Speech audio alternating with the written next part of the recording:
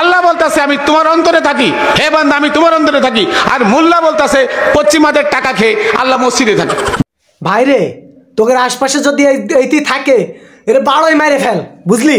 এর মধ্যে জাইরোর কারণে ইসলাম একদম ধ্বংস হয়ে যাচ্ছে। এই জাইরোর কারণে এরে তোরা যেখানে পাবি সেখানে মার রে, গড়ান বড় রে।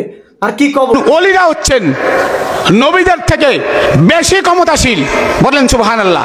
আস্তাগফিরুল্লাহ আস্তাগফিরুল্লাহ।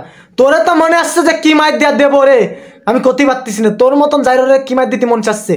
এই নবী গেছে কি তোদের দরবারের ওই মাজার শরীফের লোক ওলি আল্লাহ, তোদের ওই ওলিরা নবী গেছে পাওয়ারফুল ছিল? এই কথাবার্তা যাইরো তুই ভালোভাবে ক, ঠিক আছে? উল্টো পাল্টা কথা করছিস কেন যাইরো? হ্যাঁ, নবীর সে কি তোর বেশি ক্ষমতা বেশি ছিল? হ্যাঁ, আর নবীর সে কি তোর ক্ষমতা বেশি ছিল তোর ওই পীরির? হ্যাঁ, উল্টো কথা কইস কি জন্য? এই কথাবার্তা ঠিক করে কর না, কিন্তু তোর নলা ফলা ছড়ে ফেলে দেবো। নবীদের থেকে কোরআনে বর্ণিত একজন ওলির ক্ষমতা বেশি কেন? কেন তোর অলির ক্ষমতা বেশি হয় কি করে? তোর অলির কিছু হয়েছে যে তাতে ক্ষমতা দেখাবে?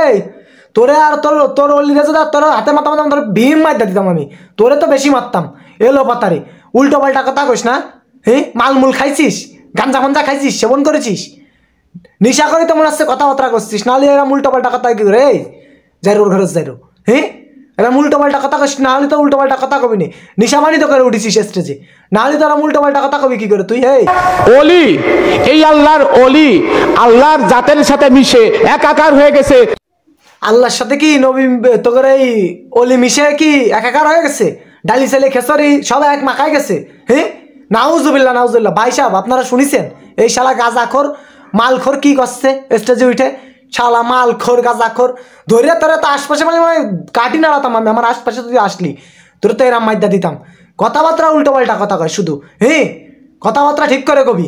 আর এই দেহ বডিটা আল্লাহর হয়ে গেছে, এই দেহ বডিটা হলো মসজিদ। হ্যাঁ, কি করলি? মানে দেহটা মসজিদ হয়ে গেছে? দেহটা মসজিদ হয়ে গেছে একদম? কি করলি তুই? কথাবার্তা কিন্তু ভাস করে ক, নাহলে কিন্তু সমস্যা। তুই কি উল্টো পাল্টা কথা করছিস? কিন্তু ভাস করে কথা ক, নাহলে কিন্তু মায়ের আজকে ফ্রি মাইন্ডে দেবো আমি। এই দেহ বডিটা হলো মসজিদ। সূরা কাহফের 21 নম্বর আয়াত পড়ে দেখবেন, 21 নম্বর আয়াতে লেখা আছে। তুই এইসব উল্টো পাল্টা কথা, তোকে মতন জানোয়াররা এই যে উল্টো পাল্টা কথা কয়, হ্যাঁ, তোকে তো মনে হচ্ছে বেরাম পিটনো পিটোই, মনে কর মনের রাগও মেটবে না আমার। তোরে পিটো আমার সদনে একদম পুরো হাঁকাই ফেলে দেবো একদম তোরে, ঠিক আছে?